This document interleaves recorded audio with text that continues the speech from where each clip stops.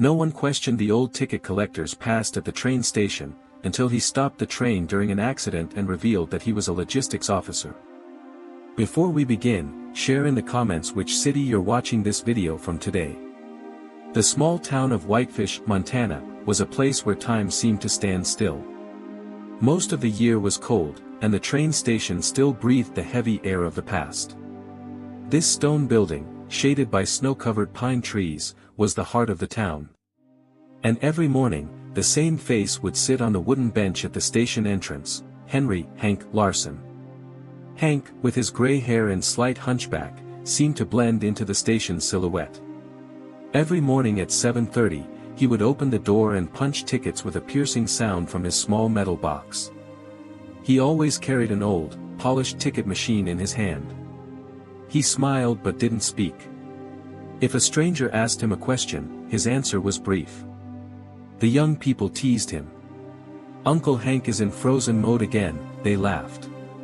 Someone once wrote in the local newspaper, "If there's a ghost working at Whitefish Station, his name is probably Hank." But Liam, a 26-year-old conductor who had just started his job, had a keen observational skill. He sensed that there was something else behind Hank's silence. Though the old man appeared to be doing nothing, he always fixed his eyes on the northern tracks exactly 23 seconds before the train arrived. There was no tremor in his hands. Though his back was hunched, his steps were steady. And yes, that odd bulge, the thing that always sat in his left coat pocket.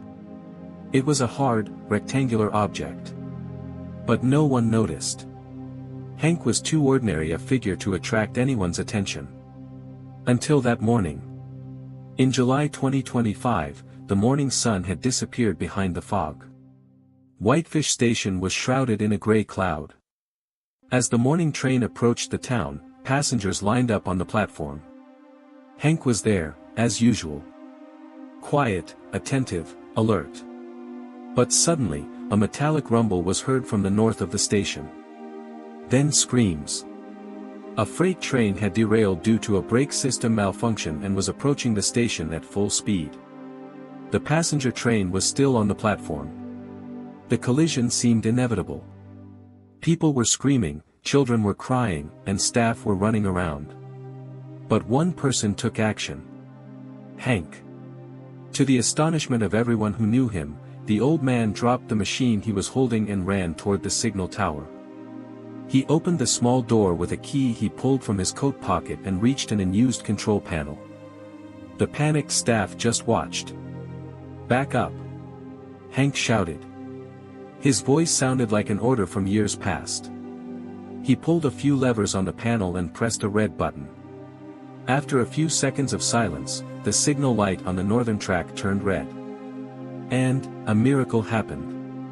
The freight train braked 50 meters away. The sparks from its wheels disappeared into the mist. The passenger train was unharmed. The town had been spared a major disaster. People were frozen in place. All eyes were on Hank.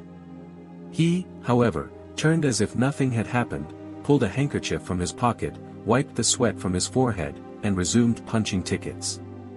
Only Liam made eye contact with him. In that gaze lay the weight of years, a sense of duty, and a secret.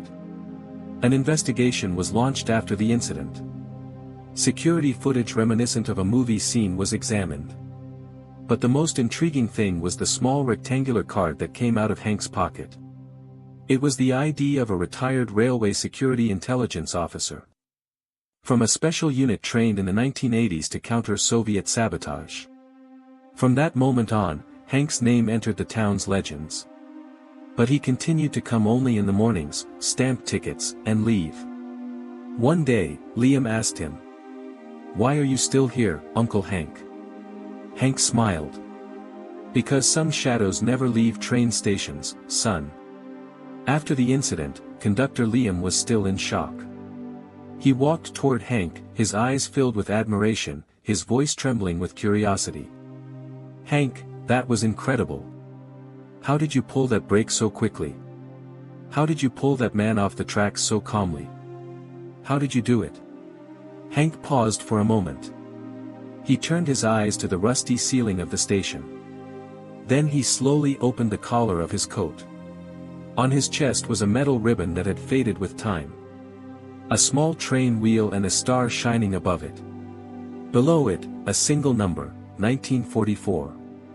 The metal was there like a nearly forgotten memory, but its shine was still vivid. Liam's eyes widened. 1944, he murmured. That year was the height of World War II. The Normandy landing, the German advance, logistical nightmares. Chaos everywhere. Hank just shrugged. Just a habit, he said, and walked away silently. But Liam's mind wasn't satisfied with that answer. That night, when he got home, there was only one thing he could do: search for answers. He turned on his computer and browsed through old digital newspaper archives, military reports, and even public intelligence databases. He typed the following words into the search bar: Henry Larsen, World War II. At first, nothing came up. But then, a sentence in an old military document caught his eye. In 1944, Lieutenant Henry Larsen, a logistics officer stationed in Europe, prevented several major train accidents, ensuring that approximately 500 soldiers reached the front lines safely. The names were redacted. Most of the documents were blacked out. But the name Larsen and the detail about 500 soldiers were enough. And that striking sentence, his timely intervention, saved the entire route from disaster. Liam thought of Hank's calm yet piercing eyes. The fine lines beneath his eyes were the scars of a lifetime of witnessing disasters. In that moment, he understood, this was no coincidence. The next morning, Liam arrived at the station early. After a sleepless night, he wanted only one answer. Hank was sorting tickets at the station counter as usual. Known for his quiet, punctual, and attentive nature, Hank seemed to be in his own world despite the hustle and bustle around him. Liam took a deep breath. "Hank," he said, his voice cracking slightly, "that metal, were you there in 1944? Were you the officer who carried those soldiers?" Hank turned slowly. He placed the tickets he was holding gently on the counter. His eyes locked onto Liam's. But there was no anger, no pride. Only a quiet acceptance. "Yes," he finally said, his voice as light as a breeze but carrying a weight as heavy as the years. "But those days are behind us." Liam's heart began to race. Were you the one who prevented the accidents?" Hank said nothing. He bowed his head slightly, but did not avert his gaze. Then he went back to cutting tickets. But something had changed in that moment. There was something in the air at that small station, like electricity. It was as if the walls themselves had learned Hank's past. And from that day on, everyone who looked at Hank saw not just an old ticket collector, but a hero who had once saved 500 lives on the tracks. But for Hank, heroism was never something to be spoken of. He had simply done his duty. And he continued to do so, quietly, every morning, at the same hour. Liam continued to observe Hank for days. He would be among the first to arrive in the morning, leave his bag, sit in a corner, and watch Hank silently. He was amazed by his skill in cutting tickets. His fingers moved with almost mechanical precision, cutting and handing out each ticket at the same speed, with the same care. But there was more to it. Hank's eyes, they fixed on the tracks as if he could hear every incoming train in advance, watching with such attention that it seemed as though he was conversing with every detail, from the sound of the engine to the friction of the tires. One day, when the train arrived 3 minutes early, Hank pulled a whistle from his pocket and blew it softly. The engineer saluted in surprise. Liam realized then, this man was not just a ticket collector, he was the very soul of the tracks. As his curiosity grew, Liam approached the station master. "What do you know about Hank?" he asked. The station master took off his glasses and wiped them with a handkerchief. "Henry Larsen. Well, son, I've been here for 20 years. He's always been the same. Quiet, punctual, but he gives people a strange sense of peace. Whenever there's a problem, he solves it before anyone even notices." Liam mentioned the metal he had seen and Hank's extraordinary reflexes during last week's accident.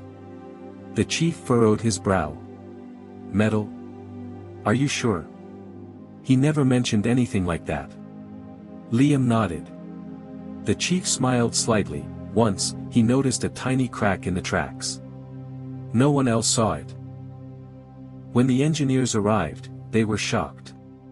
If a train had passed over it, it would have been a disaster. I don't know how he noticed it. That night, Liam was consumed with curiosity.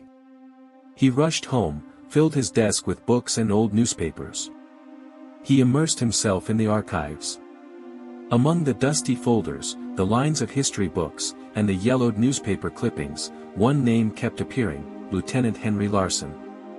In 1944, a railway line near the Belgian border had come under enemy attack. An officer had stopped the train in time, saving the lives of hundreds of soldiers. He had reversed the engine, analyzed the tracks, and prevented the train from crossing the bridge. That officer was responsible for logistics, but on the battlefield, he had become a general. One sentence in the clipping stood out: the tracks have a language, and Larsen understood it. Liam's eyes welled up. He looked at the clock on the wall. It was 3 a.m., but he couldn't sleep.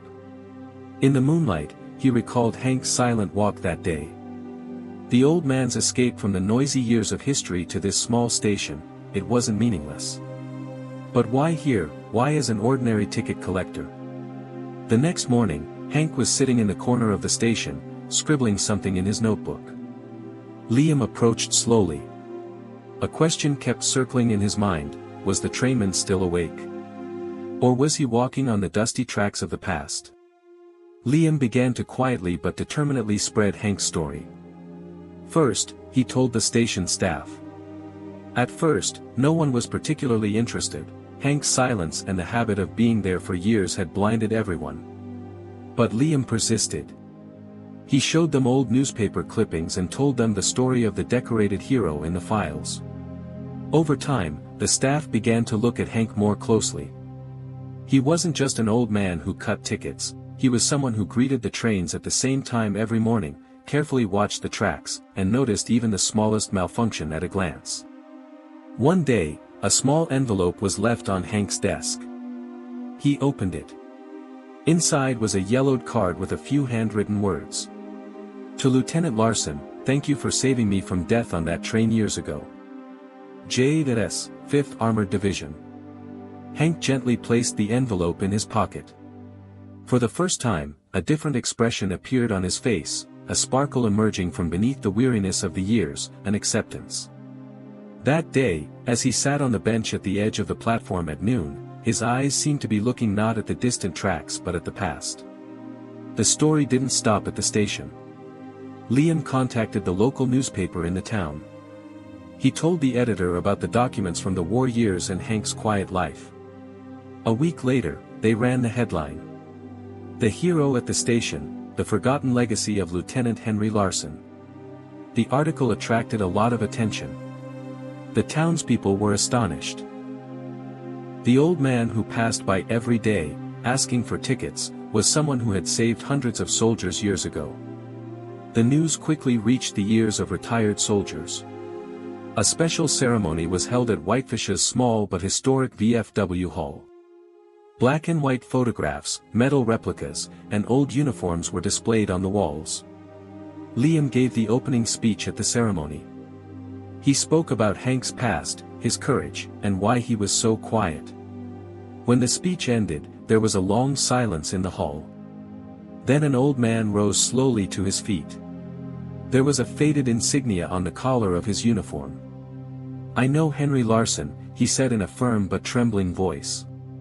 "In 1944, our train was caught in enemy fire in Belgium one night. We were all scared. But there was someone who stopped the train and got us out of there. He wasn't just controlling the train, he was controlling us. That was Henry." The room erupted in applause. There were tears in the eyes and admiration in the hearts. But Hank wasn't there. He hadn't attended the ceremony. He had always stayed away from such scenes.